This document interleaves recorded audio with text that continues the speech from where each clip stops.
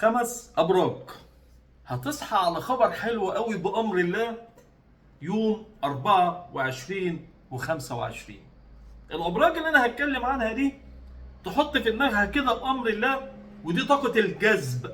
يعني في واحد كده ممكن يكون مهما كان يعني معاه الفلوس والدنيا تلاقي الفلوس ضاعت لأنه نحس، أو هو دايما طاقته وحشة، أو دايما بيتوقع السيء.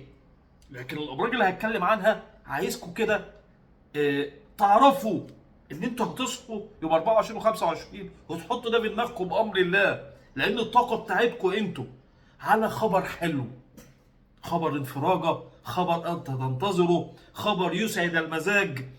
هتكلم معاكم بالتفصيل عن اسباب الحلقات اللي انا بعملها دي، والطاقه الايجابيه اللي بديها، طاقه الجذب اللي كثيرا جدا يجهلها، وللاسف في ناس مش بتعترف بيها، ودي ناس متخلفه عقليا يعني. تمام؟ لان انا بستخدم ده في حياتي وبالفعل. هتكلم معاكم بالتفصيل، لكن تنويه كده الناس اللي بتتابعنا، اشتراك وتفعيل الجرس علشان يوصلك مني كل جديد. انت لو حابب ان انت تشوفنا تاني، ودي امانه انك تشترك معانا. اللي عايز قراءه خاصه بعمل قراءه مكالمه مباشره ساعه 2 3، بعرفك كل شيء عن حياتك، السنوات القادمه، السنوات الاكثر حظا لك ولا حظا، كل شيء. اللي عايز قراءه يتواصل على هذا الرقم اللي كاتبه على الشاشه وكاتبه على عنوان الحلقه. ونبدا في حلقه مهمه وطاقه جذب رهيبه للنجاح بامر الله. ل5 ابراج معانا هتكون او هتصحى يوم 24 و25 على خبر حلو. السلام عليكم ورحمه الله وبركاته. 5 ابراج هتصحى على خبر حلو بامر الله يوم 24 و25، وتفائلوا بالخير تجدوه. اول برج معانا هو برج الحوت. نام وانت مبسوط عشان تصحى ويحدث انفراجه، لان الحظوظ كلها في صالحك، والدنيا يوم 24 و25 هتصالحك. التوزيع الكوكبية والقمر في برجك، في بيتك الأول، بيت شخصيتك، تتجه الحظوظ ناحيتك، تتجه الحظوظ ليك بكل ما فيها من طاقة وإيجابية. احنا هنا نتكلم عن تحركات الكواكب والقمر، مش بنتكلم عن أي حاجة تانية فيها هرتلة وهبل. بنتكلم عن التأثيرات الكوكبية اللي دايما بقولها أمرنا إن احنا نصلي درءا للمخاطر عند وجود كسوف أو خسوف للشمس والقمر. يعني ما بجيبش كلام من أي كلام، تأثيرات رهيبة، ومنها التأثيرات الإيجابية. والتأثيرات الإيجابية هي ليكو خلال اليومين دول هيبقوا 100. انت أول برج معانا وهو برج الحوت، 24 و25 هيكون صاحي مبسوط على خبر حلو في كل شيء في حياتك. تاني برج معانا هو برج بيقابل الغموض في حياته خلال تلك المرحلة، لكن عنده انفراج، هو برج العقرب.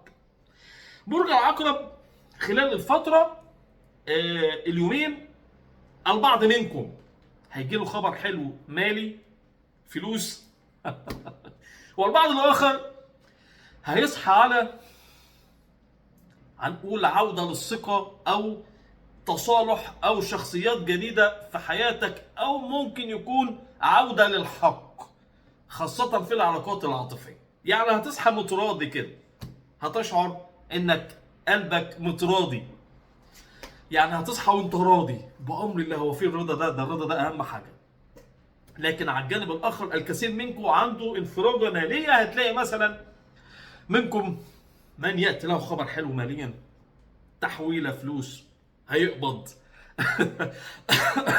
هتلاقي حاجه مثلا بيشتغل في حاجه، هتلاقي فلوس جات له، باع حاجه اتباعت، حاجه حصل اتفاق لتعاقد ويلا عشان نمضي العقد، حاجات من هذا القبيل، الحاجات الحلوه دي. تمام؟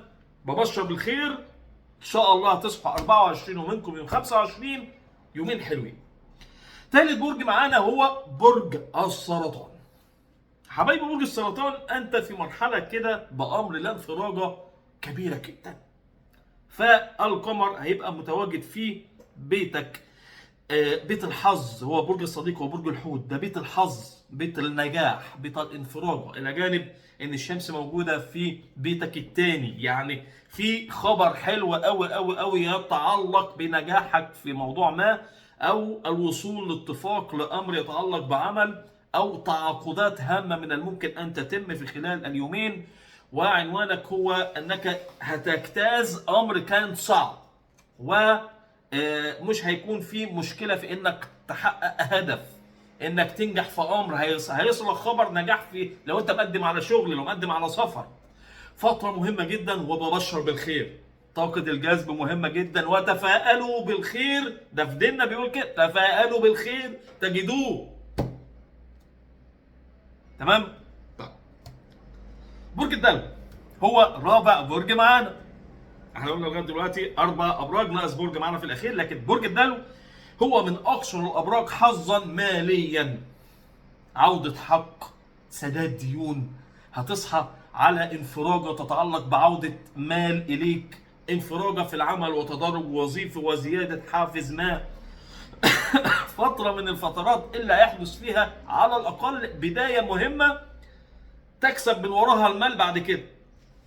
فترة من الفترات الرائعة التي ستكون معكم فاصلة في أمر مالي. وأيضا من الممكن أن يحدث مع البعض منكم انفراجة في العمل بعد مشاكل، بعد توتر، أو البعض منكم يحدث له هنقول رواج لمشروع لو هو عنده مشروع تجاري. كل شخص على حسب خط سير حياته عنده انفراجة مالية وبشر بالخير. أما البرج الأخير وهو البرج الأخير معنا هو برج الجدي.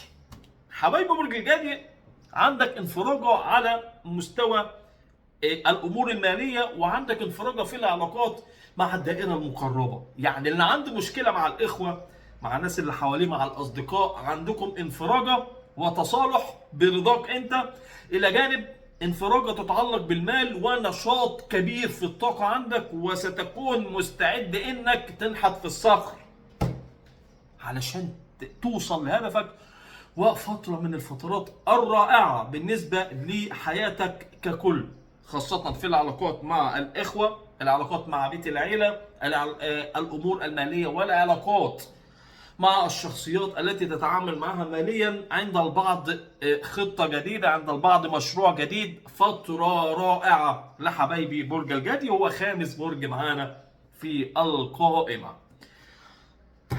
هاي تاني تنويه، الناس اللي بتتابعنا أمان عليك الاشتراك وتفعيل الجرس علشان يوصلك مني كل جديد. انت لو حابب ان انت تتابعنا وتشوفنا تاني، اللي عايز قراءة خاصة بعمل قراءة مكالمة مباشرة ساعة 2-3، بعرفك كل شيء بأمر الله عن حياتك، السنوات القادمة، السنوات الأكثر حظا ولا حظا، كل شيء.